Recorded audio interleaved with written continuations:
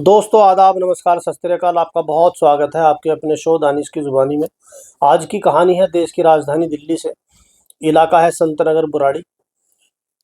क्या कोई अपराधी इतना बेखौफ हो सकता है कि किसी व्यक्ति को अपने घर बुलाए और उसकी हत्या करे, और हत्या करने के बाद उसके 4 टुकड़े करे और उनको 3 बोरियों में अलग अलग बांधे, और उसके बाद अलग अलग इलाके में करीब 3 किलोमीटर के इलाके में अलग अलग जगहों पर उनको डंप कर दे और फेंक दे।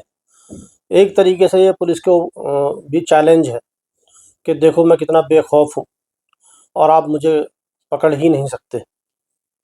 क्योंकि किसी भी लाश के टुकड़ों को लेकर चलना, वो भी दिल्ली जैसी जगह, यहाँ पर बहुत ज़्यादा भीड़, बहुत ट्रैफिक, जगह जगह सीसीटीवी, पुलिस चौकी, पीसीआर की गाड़ियाँ, सारी चीज़ें यहाँ पर एक्टिव रहती हैं।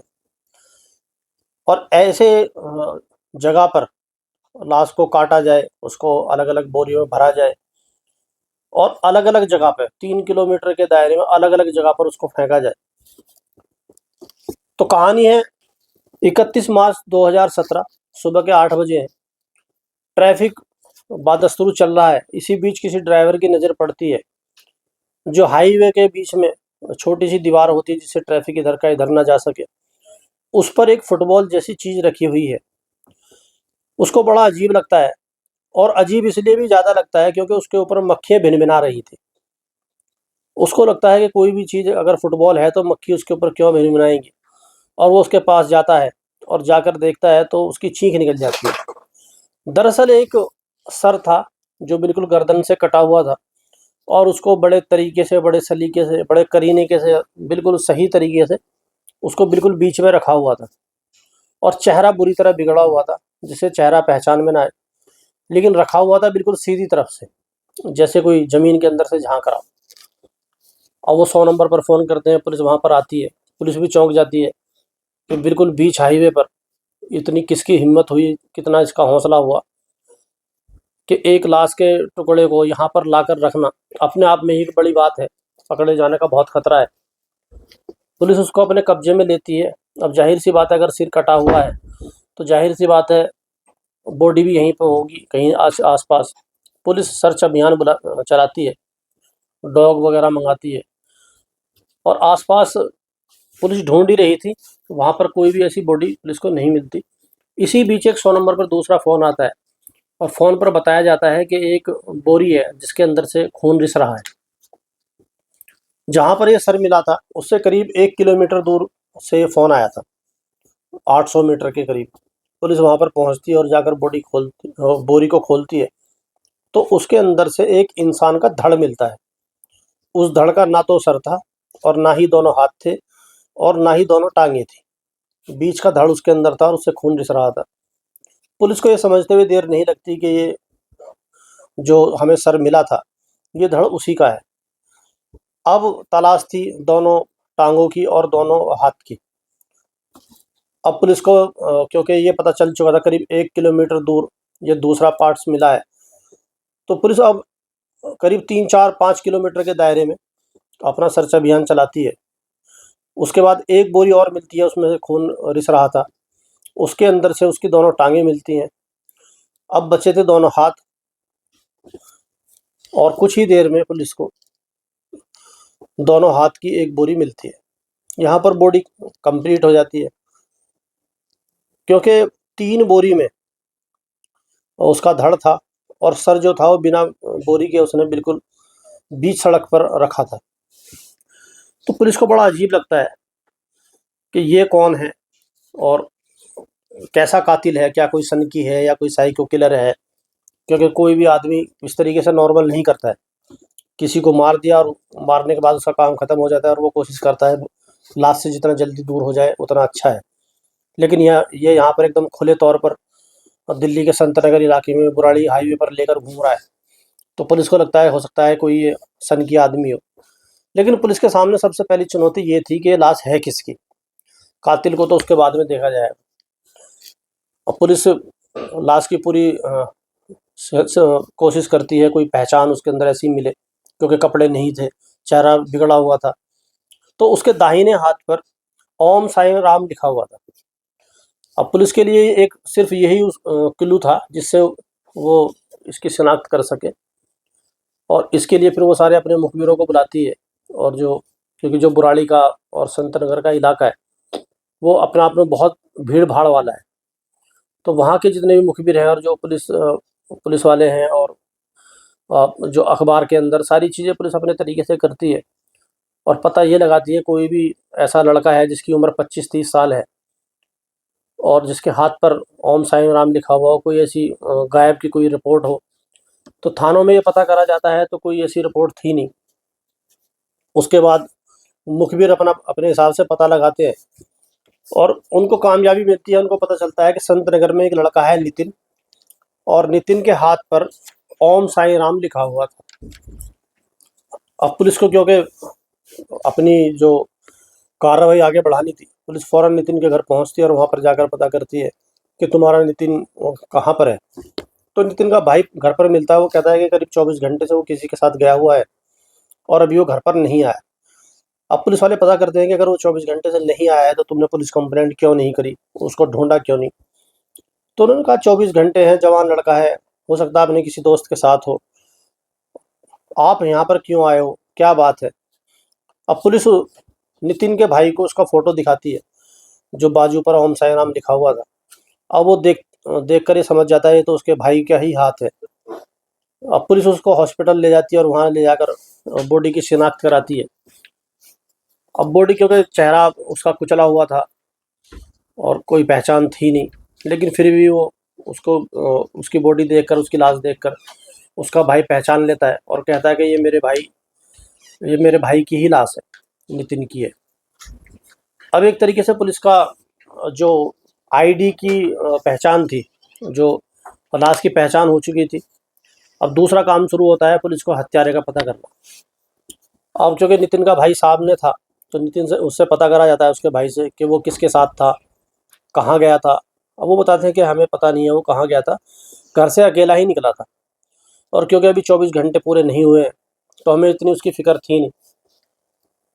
अब यहाँ पर पुलिस जो अपनी कार्रवाई शुरू करती है उसके दोस्तों से शुरू करती है। जितने भी नितिन के दोस्त थे सबको बुलाया जाता है, उनसे पूछताछ करी जाती है कि तुमने उसको कब देखा, किसी ने उसको लास्ट कॉल करी, और वो कहाँ गया, किसी को कुछ बताया नहीं बताया। लेकिन पुलिस के हाथ कुछ नहीं आता। जो लास्ट कॉल जिसके साथ करी गई थी वो लड़का भी वहीं पर था, कोई ऐसा संदिग्ध नहीं निकलता। अब क्योंकि दोस्ती वाला जो एंगल था वो ख़त्म हो जाता है, मोबाइल का एंगल पुलिस के लिए एक तरीके से ख़त्म हो जाता है। अब तीसरा बचता है सीसीटीवी कैमरा।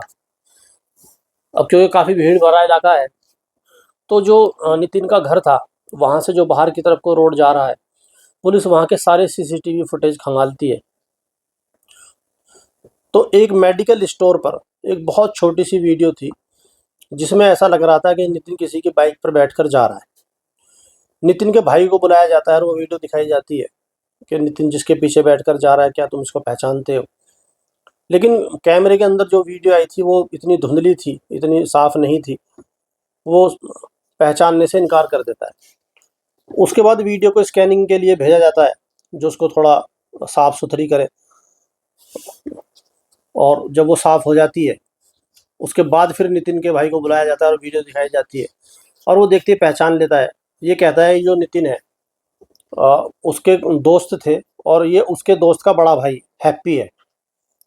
अब पुलिस फ़ौरन हैप्पी के पास जाती है और उससे बात करती है कि नितिन तुम्हारे साथ आया था। अब पुलिस उसको थाने लाती है और उसके साथ अपने तरीके से पूछताछ करती है। इधर पूछताछ चल रही थी, पुलिस हैप्पी का मोबाइल स्कैन करती है और उसकी हिस्ट्री देखती है। तो उसकी सबसे ज़्यादा जो बात हुई थी वो पवन के साथ हुई थी। तो पुलिस इतना इंतज़ार करती नहीं है उसका कि सारी बातें यही बताएगा, पुलिस सीधा पवन के घर पहुंचती है, क्योंकि बहुत लंबी टाइम में बात हो रही थी, बार बार बात हो रही थी, डायरेक्ट जो उसकी डायरेक्शन थी बहुत लंबी थी। तो पवन के घर जाती है तो जैसे पवन गेट खोलता है एकदम घबरा जाता है, और घबराने के बाद पुलिस को उस पर शक होता है और पुलिस उसके घर के अंदर एंट्री करती है तो जाकर देखती है कि चारों तरफ दीवार पर खून ही खून लगा हुआ है, और जब उसका बेड खोला जाता है तो बेड बॉक्स में भी ब्लड था। अब पुलिस को ये समझते देर नहीं लगती कि जो नितिन की हत्या यहीं पर करी गई है, और क्योंकि पवन मौका वारदात पर मिल गया फॉरेंसिक टीम को बुलाया जाता है और पवन को हिरासत में ले लिया जाता है। अब पवन और हैप्पी दोनों पुलिस स्टेशन में उनसे पूछताछ करते हैं। अब यहाँ पर पवन के पास कोई झूठ बोलने का या पुलिस को घुमाने का कोई ऐसा कारण था नहीं, क्योंकि जो मौका वारदात पर पुलिस पहुंच चुकी है, ब्लड लगा हुआ है, उसके घर पर ही है, और जो फ़ोन डिटेल थी, और हैप्पी उसका दोस्त था, तो वो एक बार भी पुलिस से झूठ नहीं बोलता और वो कहता है कि जी हमने ही नितिन की हत्या करी है।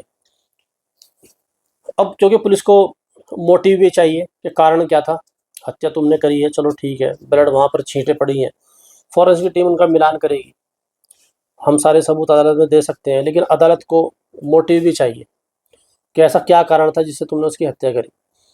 तो बताते हैं, दरअसल नितिन हमारे दोनों के छोटे भाइयों का दोस्त था, जो हैप्पी और पवन थे उनके छोटे भाई थे, और उनका दोस्त ये नितिन था। अब यहाँ पर जो बुराड़ी संत नगर है और भजनपुरा खजूरी का इलाका है, यहाँ पर सिग्नेचर ब्रिज है दिल्ली में, और ये जमुना है, तो जमुना में ज़्यादातर बच्चे नहाने के लिए जाते हैं, और आपने देखा भी होगा कुछ पुल के ऊपर से कूदते हैं जो बड़े होते हैं, और कुछ उसके सहारे सहारे नहाते हैं, और कुछ ऐसे होते हैं जो जो तैराकी में एक्सपर्ट होते हैं, वो बिल्कुल बीच में चले जाते हैं। तो इसी तरीके से वहाँ सब अपने हिसाब से नहाते हैं, जो तैरना जानते हैं वो बीच में जाते हैं, जो तैरना नहीं जानते वो किनारे पर नहाते हैं, और गर्मी में लोग बड़ा सुकून महसूस करते हैं, और माँ बाप तो चाहते नहीं है कि वहाँ पे जाए। और कोई भी नदी हो उसके अंदर कभी बहाव तेज हो सकता है, क्योंकि दिल्ली की जो यमुना है, यहाँ से इसका जो पानी है हरियाणा की तरफ से आता है, और बांध भी हरियाणा में ही है। कई बार ऐसा होता है जब जो बांध हरियाणा में है तो वहाँ पर जो पानी रुका हुआ है, जब उसका वो ओवरफ्लो होता है तो वहाँ से पानी छोड़ दिया जाता है और फिर पानी को रोक दिया जाता है। तो खैर, कारण कुछ भी रहा हो, जिस तरीके से वो तीनों नहा रहे थे, इसमें नितिन थोड़ा बड़ा था उनसे, और जो हैप्पी और पवन के दोनों भाई थे वो नितिन से छोटे थे। तो नितिन थोड़ा किनारे पर नहा रहा था, और जो हैप्पी और पवन के भाई थे थोड़ा नदी के अंदर ज़्यादा थे, और इसी बीच पानी का बहाव तेज़ आ जाता है, और वो इतनी तेज़ आता है कि नितिन बहुत चिल्लाता रहता है, रोता रहता है, और उनको लोगों को आवाज़ लगाता रहता है, लेकिन वो उसकी मुख्य धारा में आ जाते हैं, और दोनों भाई दोनों बच्चे बह जाते हैं, और जिससे फिर बचाव दल आता है, वहाँ पर पुलिस आती है।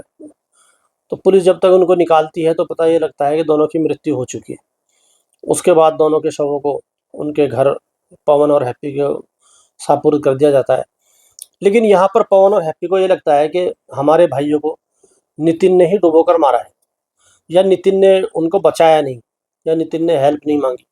तो कहीं ना कहीं जो उनका दोस्त था, जो उनकी सोच थी वो ये थी कि इसका जो दोषी है वो नितिन है, और वो ना ही इसकी कोई जानकारी निकालते, ना ही कोई इसकी कार्रवाई निकालते, बस वो अंदर ही अंदर इतना गुस्सा और इतनी नफरत उनके अंदर भर जाती है कि हमारे भाइयों को इसने नितिन ने ही डुबोकर मारा है। और वो दोनों ही प्लान बनाते हैं कि हम नितिन की हत्या करके इसका बदला लेंगे। अब क्योंकि वो उनका दोस्त था नहीं, लेकिन ये दोनों फिर नितिन से दोस्ती बढ़ाते हैं, क्योंकि उनके छोटे भाइयों का दोस्त था ही वो, और वो उनको पता था कि ये इनके बड़े भाई हैं। तो धीरे धीरे वो दोस्ती बढ़ाते हैं, और साथ में दारू पार्टी, आना जाना, इस तरीके से करते हैं। तो 30 मार्च 2017 को, क्योंकि इनको पता था कि अगर हम फ़ोन करेंगे तो पुलिस लास्ट कॉल से हमें पकड़ सकती है, तो उसको फ़ोन ना करके, तो हैप्पी जो नितिन के घर के पास जहाँ पर ये हमेशा मिलते थे, जाहिर सी बात है, एक कोई चौराहा या कोई अड्डा सबका ऐसा होता है कि आदमी, या कोई चाय की दुकान, वहाँ पर आदमी जाता है, क्योंकि ये 2 साल से दोस्त थे, तो इनको पता था कि रोज़मर्रा का क्या रूटीन है और नितिन कहाँ मिलेगा। तो हैप्पी अपनी बाइक पर जाता है, और जाने के बाद उसको पता था नितिन इत्तेफाक से वहाँ पहुँच जाता है, और वो नितिन को लेकर सीधा पवन के घर आ जाता है कि चलो दारू पिएंगे, पार्टी करेंगे। अब दोनों का प्लान पहले से ही उसको हत्या करने का था, तो दोनों उसको दारू ज़्यादा पिलाते हैं, और उसको इतनी ज़्यादा दारू पिला देते हैं कि वो बेहोश हो जाता है। उसके बाद वो अपना काम आगे बढ़ाते हैं, और तेज़ धार हथियार से उसकी गर्दन को काटना शुरू कर देते हैं। एकदम जैसे ही गर्दन पर छुरी चलती है, खून की फुहार निकलती है, और वो सीधी दीवारों पर, और जो बेड रखा था, जो भी वहाँ पर सामान था, उसके ऊपर उसकी धार जाती है, और उसके बाद उसकी गर्दन को वो अलग कर देते हैं, और उसके बाद वो उसको बेड बॉक्स के अंदर लाश को डाल देते हैं। और फिर आराम से सोचने लगते हैं हम इसका क्या करें। अब क्योंकि 31 मार्च की रात थी, और वो सोचते हैं कि इसका कल देखेंगे जो भी होगा। लेकिन उनके दिमाग में आता है कल दिन निकल जाएगा और दिन में हम इसको किस तरीके से ठिकाने लगाएंगे, और अगर हमने इसको ठिकाने कल ना लगाया तो इसके अंदर बदबू इतनी हो जाएगी कि आस पड़ोस में बदबू जाने लगेगी, लोगों को शक होगा। तो हमें कुछ भी करके इसको आज ही ठिकाने लगाना चाहिए। ये सोचकर वो फिर नितिन की लाश को जो बेड बॉक्स था उसके अंदर से वापस निकालते हैं, और निकालने के बाद फिर वो उसको काटना शुरू करते हैं, क्योंकि सर वो पहले ही अलग कर चुके थे। अब उनके अंदर उनको जो परेशानी थी वो ये थी कि इतनी बड़ी बॉडी को हम बाहर अगर लेकर जाएंगे, जिसके अंदर से खून भी टपक रहा है, ब्लड निकल रहा है, तो किसी को शक हो जाएगा कि इसमें क्या लेकर जा रहे हो। तो वो इस चीज़ का तोड़ ये निकालते हैं क्यों ना इसके टुकड़े करे जाएं। अब वो उसके 4 टुकड़े करते हैं, दोनों हाथ अलग, दोनों टांग अलग, और पूरा धड़ अपने आप ही अलग हो गया एक तरीके से, और सर। और फिर वो धड़ को रखते हैं बोरी के अंदर, अब क्योंकि रात हो रही थी, और उसको बाइक पर रखकर लेकर जाते हैं और जाकर फेंक के आ जाते हैं। फेंक के आने के बाद फिर वो दोनों टांगों को रखते एक बोरी में, दूसरी बोरी में डालते हैं, और फिर वो उससे बिल्कुल अपोजिट साइड में दूसरी जगह जाते हैं, वहाँ पर उसकी दोनों टांगों को फेंक कर आते हैं। फिर घर पर वापस आते हैं, फिर हाथ ले जाते हैं, और फिर लास्ट में अपना जो उसका सर था उसको लेकर जाते हैं। अब उनके दिमाग में पता नहीं क्या बात आई कि उसको बिल्कुल जो हाईवे के बीच में छोटा सा डिवाइडर होता है उसके ऊपर बड़े तरीके से रख के आते हैं, जिससे शायद उनके दिमाग को सुकून मिल रहा था कि आज हमने अपने छोटे भाइयों की हत्या का बदला ले लिया, और हमने एक तरीके से बहुत पुण्य का और बहुत अच्छा काम करा है। और रखकर उनको इस बात का बिल्कुल एहसास नहीं था, क्योंकि उनको ये था कि ना ही हम सीसीटीवी में कहीं कैमरे के अंदर आए हैं, ना ही हमने उसको फ़ोन करा है, और ना ही हम उसके इतने अच्छे दोस्त हैं कि पुलिस हमारे पास पूछताछ आएगी। और ये हुआ भी, पुलिस उन तक पहुँच ही नहीं पाई, क्योंकि वो उसके दोस्त इतने खास थे ही नहीं, और वो उसी तरीके से उससे मिल रहे थे कि कल को अगर पुलिस इंक्वायरी करेगी तो हम तक ना पहुँच पाए। लेकिन एक सीसीटीवी फुटेज जो कुछ ही सेकंड का था, उसकी वजह से वो कड़ी से कड़ी जुड़ती गई, और पुलिस ने उनको पकड़ लिया। अब यहाँ पर क्योंकि जो अपराधी हैं वो पकड़े जा चुके थे, अब उन्होंने जो बात बताई कि उनके भाई की डुबोकर हत्या करी थी, ये बात थी 15 अगस्त 2015 की, जब उनके भाई डूबकर उनकी मौत हो गई थी। तो पुलिस इस बात को सोचती है क्यों ना ये भी पता लगाया जाए, क्या सचमुच ही नितिन ने उनकी हत्या करी थी डुबोकर, या वो खुद ही मरे थे, क्योंकि वो भी पुलिस के अंदर रिकॉर्ड था, पुलिस के रिकॉर्ड में। उसके बाद जो जो हैप्पी और पवन के भाई, क्योंकि जब भी कोई जमुना के अंदर नहाने जाता है तो पूरे ग्रुप में जाते हैं, बहुत सारे बच्चे इकट्ठे होते हैं जब वो नहाने जाएंगे, और उससे पहले भी जाते थे, उसके बाद भी जाते थे। तो पुलिस उन बच्चों के पास जाती है, अपने मुखबिरों को भेजती है, खुद से खुद पता करती है कि 15 अगस्त 2015 में क्या हुआ था और कैसे हुआ था, और किस तरीके से नितिन इसके पवन और हैप्पी के भाई की मौत हुई थी। तो वहाँ पर जितने भी बच्चे जो नहाते थे, तो वो बताते हैं कि क्योंकि नितिन किनारे पर था और वो थोड़ा सा अंदर थे, और अचानक पानी बहुत तेज़ आया जमुना का, जिसके अंदर से वो बह गए। और नितिन ने पहले उनको पकड़ने की कोशिश करी, लेकिन उनका हाथ छूट गया, और उसके बाद उसने बहुत शोर मचाया, लेकिन कोई आसपास था नहीं जो उनको पकड़ पाता, सब दूर दूर नहा रहे थे। और जो तैराक थे वो तैर कर बाहर निकल गए थे।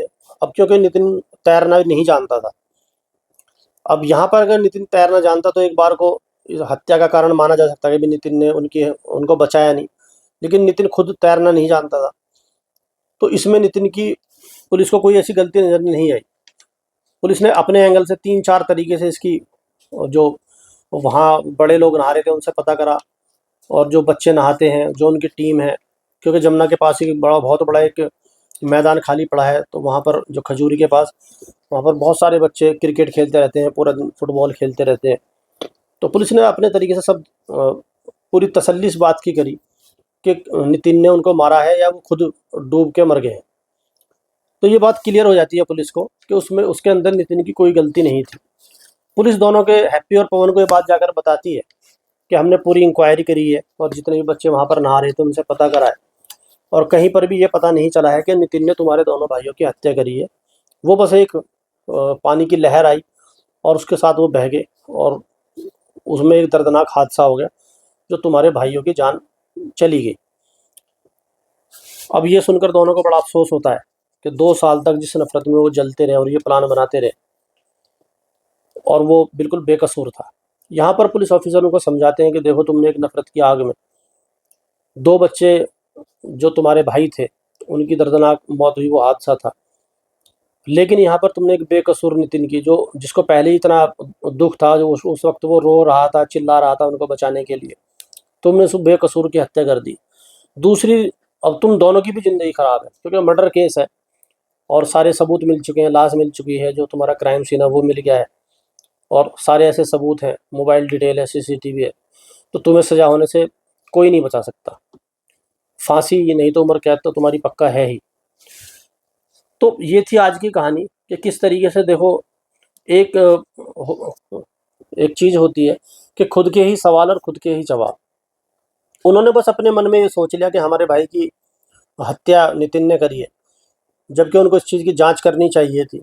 वहाँ पर खुद भी जाकर पता कर सकते थे और अगर वो अब ठंडे दिमाग से इस चीज़ को जाकर देखते, पूछते, तो उनको ये बात साफ पता चल सकती थी कि उसमें नितिन की कोई ऐसी गलती नहीं थी।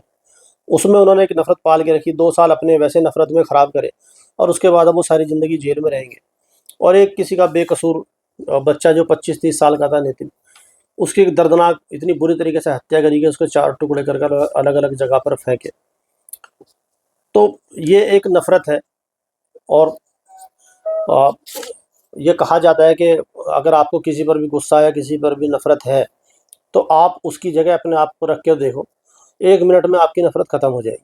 हो सकता है वो इतना मजबूर हो या उसकी कोई दिक्कत हो, लेकिन हम खुद ही सवाल करते हैं, अपने अंदर से ही जवाब उसका ढूँढ लेते हैं और सामने वाले व्यक्ति को उसका कसूरवार मान लेते हैं और इसी तरीके से ये क्राइम होते हैं। तो ये थी आज की कहानी, उम्मीद है आपको पसंद आई होगी। कहानी पर आपके क्या सवाल हैं, क्या सुझाव हैं, कमेंट में ज़रूर बताएँ। चैनल को लाइक करें, सब्सक्राइब करें। अब आपसे मुलाकात हुई कल शाम 7 बजे किसी दूसरी सत्य घटना के साथ। तब तक अपना और अपनों का बहुत ख्याल रखें। बहुत बहुत धन्यवाद।